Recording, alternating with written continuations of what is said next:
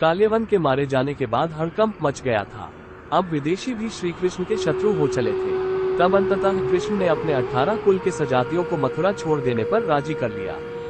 वे सब मथुरा छोड़कर रैवत पर्वत के समीप कुशस्थलीपुरी द्वारिका में जाकर बस गए।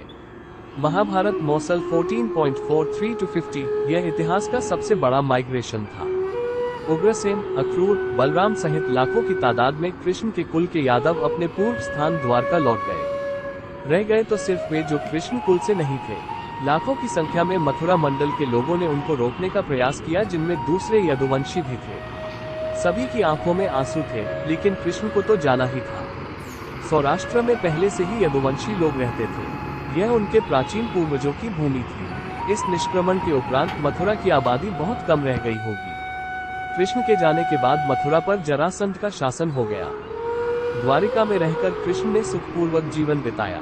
यहीं रहकर उन्होंने हस्तिनापुर की राजनीति में अपनी गतिविधियां बढ़ाई और 8 स्त्रियों से विवाह कर एक नए कुल और साम्राज्य की स्थापना की। द्वारिका वैकुंठ के समान थी।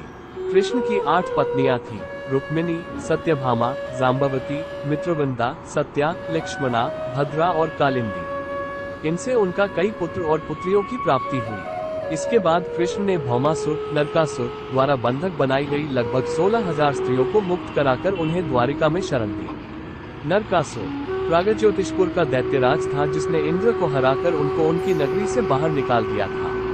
नरकासुर के अत्याचार से देवतागण त्राही त्राही कर रहे थे। वो वरुण का छत्र, अदिति के कुंडल और देवताओं की मणि छीनकर त्रिलोक विजयी हो गया था। वो पृथ्वी की हजारों सुंदर कन्याओं का अपहरण कर उनको बंदी बनाकर उनका शोषण करता था। मुक्त कराई गई ये सभी स्त्रियां कृष्ण की पत्नियां या रखैल नहीं थी, बल्कि उनकी सखियां और शिष्या थी, जो उनके राज्य में सुखपूर्वक स्वतंत्रता पूर्वक अपना अपना जीवन यापन अपने तरीके से कर रही थी। पांडवों से कृष्ण की मुलाकात। एक दिन पंचाल के राजा द्रुपद द्वारा द्रौपदी स्वयंवर का आयोजन किया गया। उस काल में पांडव के वनवास के 2 साल में से अज्ञातवास का 1 साल बीत चुका था। कृष्ण भी उस स्वयंवर में गए। वहां उनकी बुआ कुंती के लड़के पांडव भी मौजूद थे। यहीं से पांडवों के साथ कृष्ण की घनिष्ठता का आरंभ हुआ। पांडव अर्जुन ने मत्स्य भेद कर द्रौपदी को प्राप्त कर लिया और इस प्रकार अपनी धनुर्विद्या का कौशल अनेक देश के राजाओं के समक्ष प्रकट कर वनवास की समाप्ति के बाद वे पांडवों के साथ हस्तिनापुर पहुँचे। कुरुराज धृतराष्ट्र ने पांडवों को इंद्रप्रस्थ के आसपास का प्रदेश दे रखा था। पांडवों ने कृष्ण के द्वार का निर्माण संबंधी अनुभव का लाभ उठाया। उनकी सहायता से उन्होंने भी जंगल के एक भाग को साफ कराकर इंद्रप्रस्थ नगर को अच्छे और सुंदर ढंग से बसाया। इसके बाद कृष्ण द्वारका लौट गए। फिर एक दिन अर्जुन तीर्थाटन के दौरान द्वारिका पहुंच गए। वहां कृष्ण की बहन सुभद्रा को देखकर वे मोहित हो गए। कृष्ण ने दोनों का विवाह करा दिया और इस तरह कश्म की अर्जुन से। इंद्रप्रस्थ के निर्माण के बाद युधिष्ठिर ने राजसूय यज्ञ का आयोजन किया और आवश्यक परामर्श के लिए कृष्ण को बुलाया।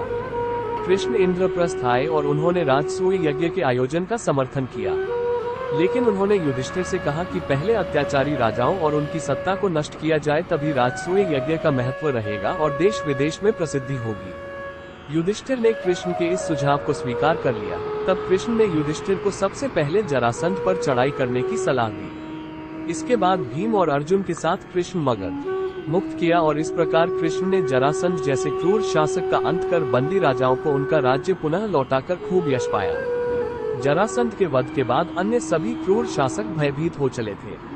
पांडवों ने सभी को झुकने पर विवश कर दिया और इस तरह इंद्रप्रस्थ का राज्य विस्तार हुआ। इसके बाद युधिष्ठिर ने राजसूय यज्ञ का आयोजन किया।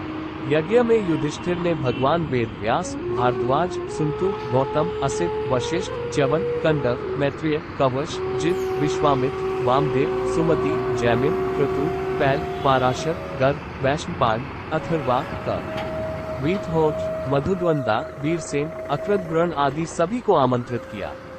इसके अलावा सभी देशों के राजाधिराज को भी बुलाया गया। इसी यज्ञ में कृष्ण का शत्रु और जरासंध का मित्र शिशुपाल भी आया हुआ था, जो कृष्ण की पत्नी रुक्मिणी के भाई का मित्र था और जो रुक्मिणी से विवाह करना चाहता था। ये कृष्ण की दूसरी बुआ का पुत्र था, इस नाते ये कृष्ण का भाई भी था। अपनी बुआ को श्री कृष्ण ने उसके 100 अपराधों को क्षमा करने का वचन दिया था। इसी यज्ञ में कृष्ण का उसने 100वीं बार अपमान किया, जिसके चलते भरी रान सभा में कृष्णा ने उसका। द्वारिका में रहकर कृष्ण ने धर्म, राजनीति, नीति आदि के कई पाठ पढ़ाए और धर्म कर्म का प्रचार किया।